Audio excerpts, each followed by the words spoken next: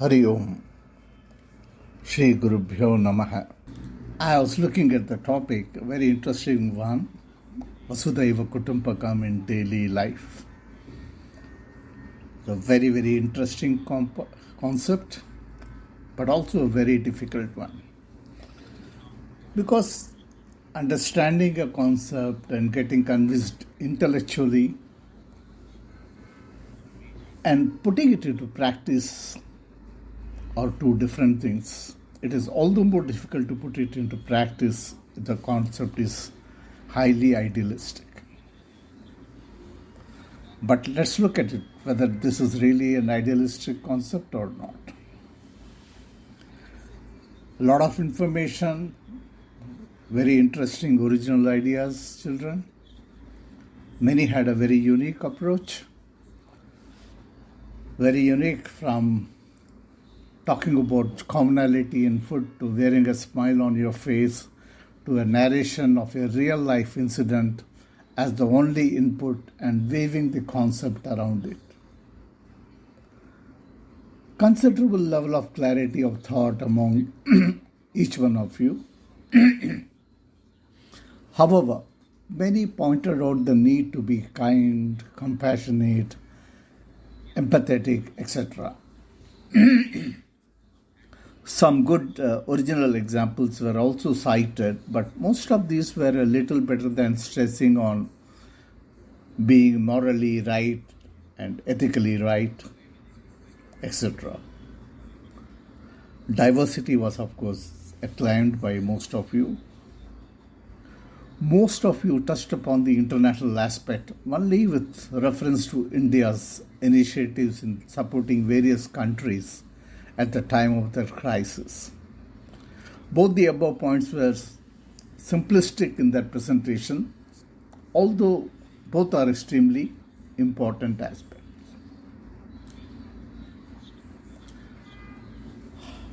Post that, I would like to share my personal thoughts with you. Maybe some sort of a solution to the issue of being practical about Vasudaiva Kutumbakam.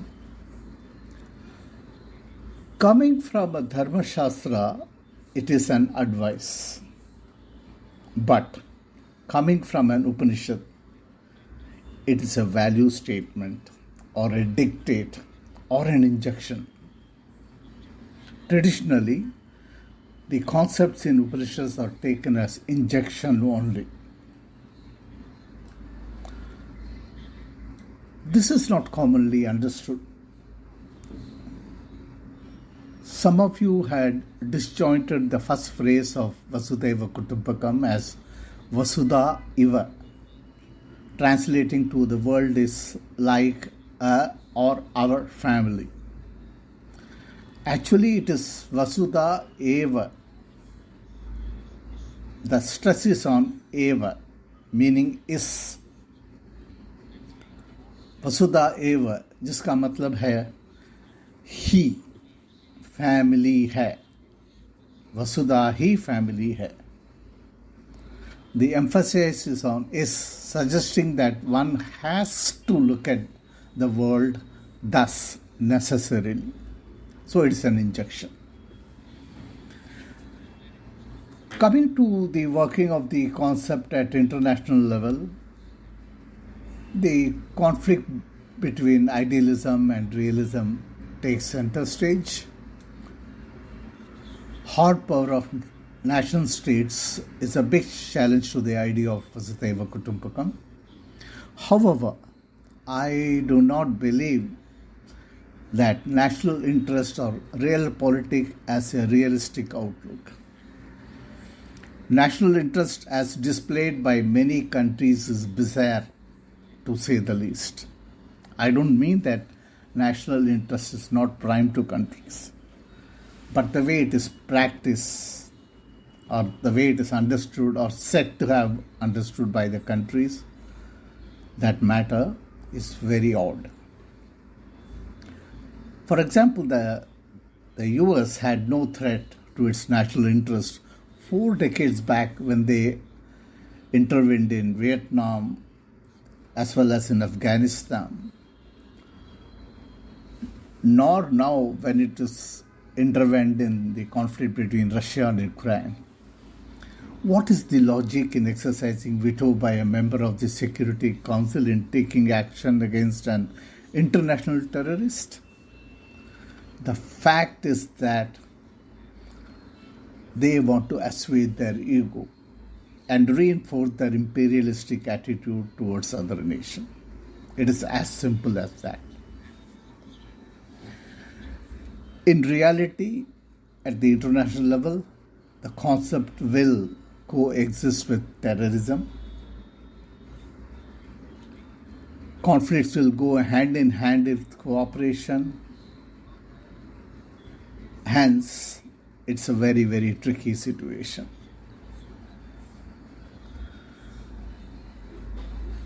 Now let's come to the personal level.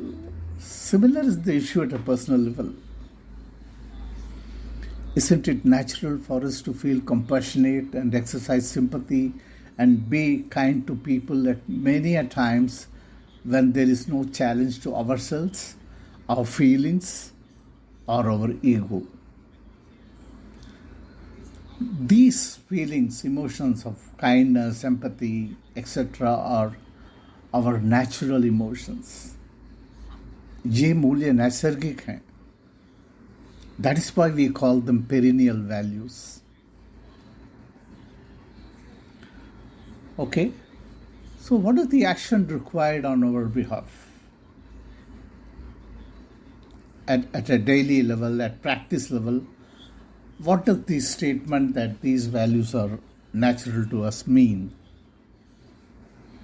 It simply means that many a times we are not in our natural position or situation, or don't express ourselves naturally. The other external factors influence our attitude and behavior. So what do we do then? Point 1. We have to endeavor to make these perennial values coming on to us as often as possible and stay with us as long as possible. Be kind, be empathetic, be compassionate for as long as possible, even if when there is no interaction with people around. We have to be constantly aware that these represent our real nature and we have to stay glued to it 24 hours a day.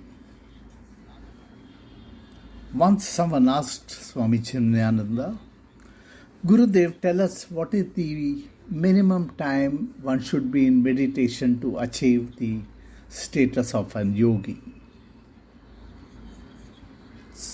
Gurudev looked at him point blank and said, not less than 24 hours.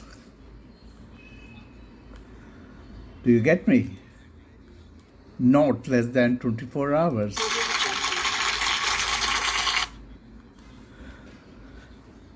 Well, that is what we are to aim at. Be glued to these values, hold on to them as long as possible, be in our natural state as much as possible. The second point, which will probably reinforce or bring about this idea of being glued to these values perennially or constantly, we have to understand the Hindu ethos. The need for peace in the universe is paramount. It has always been so in our culture.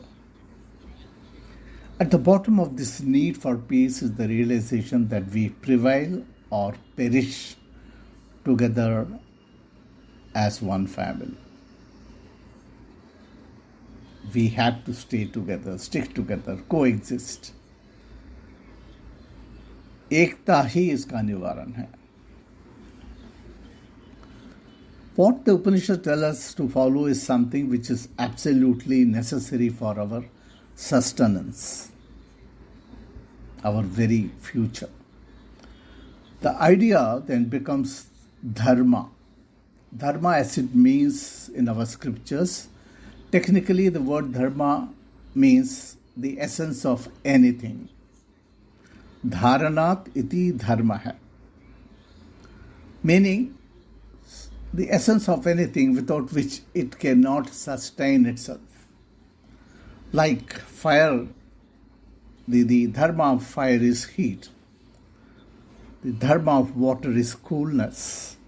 Without heat, fire is meaningless. It doesn't exist, really speaking.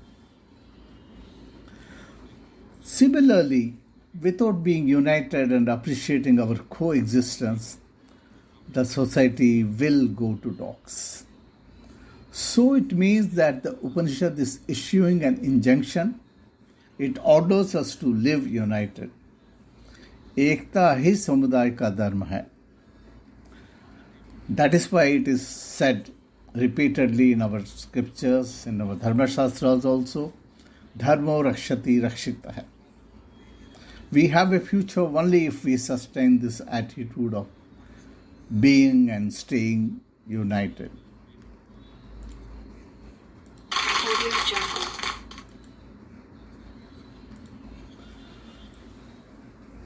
Just to recall and reinforce what we discussed just now, we have to attempt to stay with our nature as much as possible, and we have to remember that we have no option but to coexist if we have to look at the future.